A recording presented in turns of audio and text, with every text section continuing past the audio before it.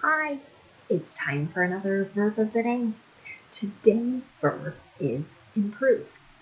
Let's take a moment to look at some of the definitions or ways that we use this verb. The first way you are likely to hear or see the verb improve used is to mean to make or become better. So as we use this action word, we might be referencing an object or a thing becoming better. We could be talking about a process or an activity becoming better. We might also even refer to a person becoming better at a particular action or skill, etc. A second way you might hear the verb improve used is to mean to develop or increase in mental capacity by education or experience. Some people who have watched and commented on these videos have said that the videos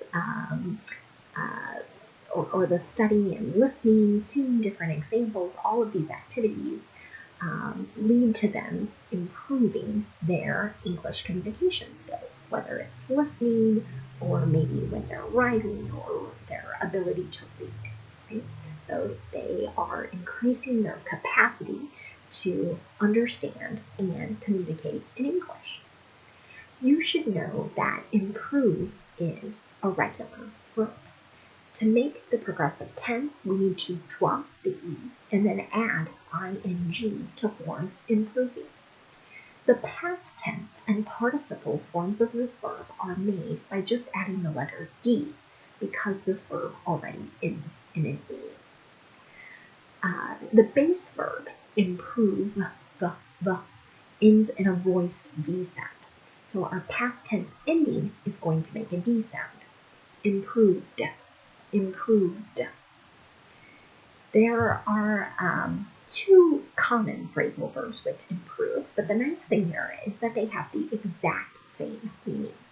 So you might hear the phrasal verb improve on or improve upon, but you can use them interchangeably. They both mean to achieve or produce something that's better than another thing or person.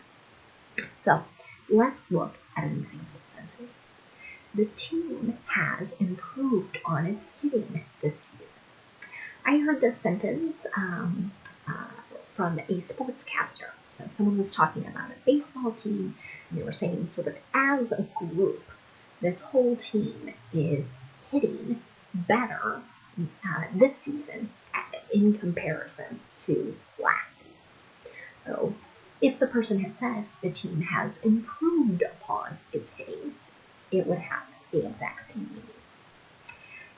Now let's continue using our verb of the day, and today we're going to practice sentences that describe future possibility. In many of the videos, we talk about making simple future sentences using will or be going to. When we lack some confidence in this action occurring in a future time, or when we're a little less certain or less sure, we can use the modals may, might, or could to express that something is a possibility, but not a certainty. So the nice thing here is that may, might, and could are all going to have the same meaning. You can use them interchangeably. It doesn't make something more likely or less likely. The other great thing about this is no matter what our subject is, our structure is going to be the same. So in the affirmative, we're going to have our noun, our subject. We'll use a modal, may, might, or could, and then we'll use the base verb. I've got 3 examples for us to look at. He may improve upon his essay later tonight. Maybe he will write some more, he'll edit it, he'll find mistakes and correct them, etc. Second sentence, certain foods might improve your mood. So again, not a guarantee, but it could help. And the third example, the weather could improve later today. Again, someone is not absolutely certain, but it is a possibility. If you want to make a negative sentence, so here you're saying it is not likely that something is going to occur in the future, we can use may not and then the base verb, or might not and then the base verb. We do not want to use the modal could in the negative to talk about future possibility. The other thing to note here is in the negative, we're not going to make any contractions for these words. So let's look at our two examples. Both of these are from articles that were talking about research, so that might be useful in understanding. Caffeine may not improve the effects of sleep deprivation. So here there was a study where people who didn't sleep at night were given caffeine, and then they were sort of checked to see if they could complete tasks and complete them well. And the researchers felt like it didn't have a strong likelihood that it actually helped, it being the caffeine or coffee. Second sentence. Research says an annual income above $75,000 might not improve people's day-to-day lives. So again, this is kind of talking about a broad group who might be thinking individually, yes, that would improve my life, but the information or the data that collected suggested that it is not likely to make a strong improvement in someone's life. Now let's look at making yes or no questions. And the thing we're going to note here right away is that we are not using our modals may, might, or could as we're making questions. So what is likely to happen is that someone is going to ask you a question in the future, right? So again, we could go back to using be going to or using will. Another way is people might use is it possible that, and then again, go back to the simple future. So you're going to see that in the questions where you'll see the modals again, noting the possibility is in our answers. So an example, are they going to improve the course? So maybe you didn't enjoy a particular class or plan of study, and so before some of your friends take it, you want to know, are they going to make it better, right? And you could answer that question with they may not, they might, or they might not, or they could, right? If you're not certain. Another example, will this improve air circulation, right? Maybe you're looking at a particular fan or something else to buy for your home.